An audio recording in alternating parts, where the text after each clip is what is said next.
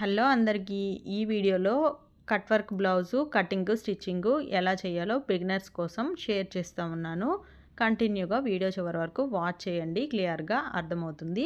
ఇకపోతే మనం బ్లౌజ్కి బ్యాక్ నెక్ నార్మల్గా ఎలాగైతే మార్క్ చేసుకొని కట్ చేసుకుంటామో అలాగే మార్కింగ్ వేసుకోవాలి. కాకుంటే ఇక్కడ ఏంటంటే నెక్ అయితే కట్ చేయకూడదు. ఇప్పుడు ఫస్ట్ షోల్డర్ దగ్గర మనం ఖర్చు కోసం ఒక పావు ఇంచు దగ్గర ఇలాగ ఒక మార్క్ వేసుకోవాలి. ఈ మార్క్ వేసుకున్న తర్వాత నెక్ చుట్టూరా కూడా పావు ఇంచు తోటి ఒక లైన్ డ్రా చేసుకోవాలి.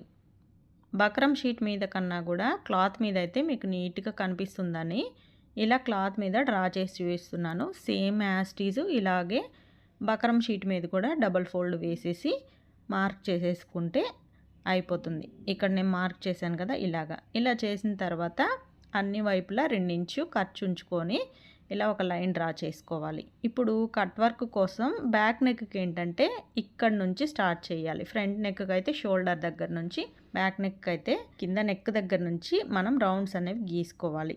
దీనికోసం నేనైతే ఫెవికాల్ డబ్బానైతే యూజ్ చేస్తున్నాను. స్కాలప్ స్కేల్లో ఏంటంటే చిన్న సైజు వచ్చాయి, మరి ఓవర్ సైజ్ వచ్చాయి. అవి బ్యాక్ నెక్కి అంత బాగా అనిపించలేదు, నాకైతే నచ్చలేదు.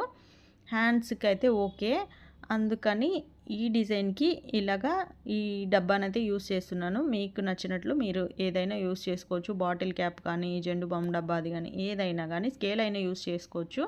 ఇంకోటి ఏంటంటే ఇలా ఒక సర్కిల్, హాఫ్ సర్కిల్ మార్క్ చేసిన తర్వాత ఇలాగా కొంచెం గ్యాప్ ఉంచి నెక్స్ట్ది మార్క్ చేసుకోవాలి. నెక్స్ట్ ఏంటంటే మనము నెక్ చుట్టూరా 2 లైన్స్ అయితే డ్రా చేసాం కదా, ఆ 2 లైన్స్కి పైకి ఒక పావు ఇంచు ముందుకి జరగొచ్చేలాగా మనం ఈ డిజైన్ అయితే మార్క్ చేసుకోవాలి. ఈ హాఫ్ సర్కిల్ని ఇక్కడ గమనించినట్లయితే ఆ 2 లైన్ల కన్నా కొంచెం ముందుకు వచ్చింది చూడండి. ఇలాగే నెక్ చుట్టూరా మార్క్ చేసుకోవాలి. ఓకేనా? ఇలా మార్క్ చేసుకున్న తర్వాత చూడండి ఇలా వచ్చింది.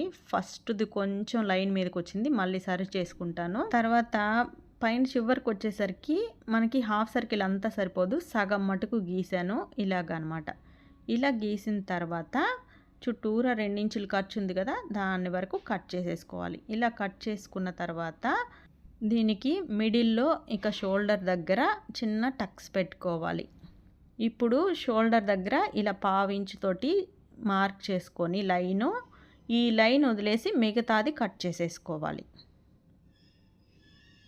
కట్ చేసుకున్నాం కదా, ఇప్పుడు లైనింగ్ క్లాత్ తీసుకుందాము. లైనింగ్ మనకి సరిపోదు, అందుకని నేను అటాచ్ చేశాను. 2 పీసులు అటాచ్ చేసి దాని మీద ఈ షీట్ని ప్లేస్ చేసి చుట్టూరా పిన్స్ అయితే పెట్టేసుకున్నాను. ఐరన్ చేస్తే అంటుకుంటుంది, ఇది ఎందుకనో అంటుకోవట్లేదు. ఆ తర్వాత ఏంటంటే చుట్టూరా పావు ఇంచు గ్యాప్ ఉంచుకొని ఎక్స్ట్రా క్లాత్ తీసేసి ఆ ఉన్న పావు ఇంచుని లోపలికి మడిచి కుట్టుకోవాలి.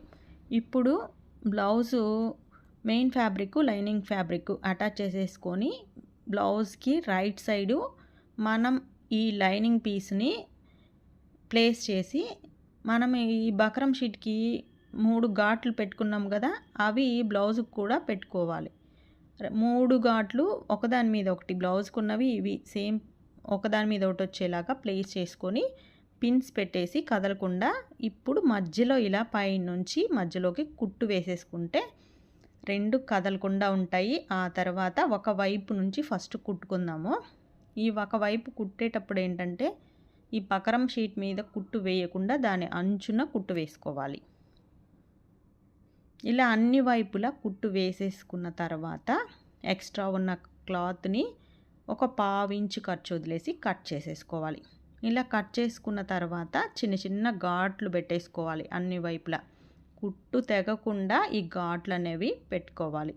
తర్వాత ఇలాగ టర్న్ చేసేసుకోవాలి. టర్న్ చేసేటప్పుడు నీట్గా సర్దుకుంటూ క్లాత్ని అడ్జస్ట్ చేసుకొని టర్న్ చేసుకోవాలి. ఇలా టర్న్ చేసుకున్న తర్వాత పైవైపు నుంచి కుట్టు వేసుకోవాలి. ఈ కుట్టు వేసుకునేటప్పుడు ఇంకెక్కడైనా క్లాత్ కనుక లోపలికి వెళ్ళుంటే ఇలా టెస్టర్ తోటి కానీ స్క్రూ డ్రైవర్తో కానీ క్లాత్ని నెట్టేసి కుట్టు వేసేసుకుంటే ఈజీగా మనకి నెక్ అనేది స్టిచ్చింగ్ కంప్లీట్ అయిపోతుంది. చూసారు కదా, బ్లౌజ్ బ్యాక్ నెక్కి కట్ వర్క్ ఎలా కటింగ్ స్టిచ్చింగ్ చేసుకోవాలో చాలా ఈజీగా కుట్టేసుకోవచ్చు. వీడియో నచ్చితే ఒక లైక్ ఇచ్చేసేయండి. అలాగే మరిన్ని మంచి మంచి వీడియోస్ కోసం మన ఛానల్ని సబ్స్క్రైబ్ చేసుకోండి.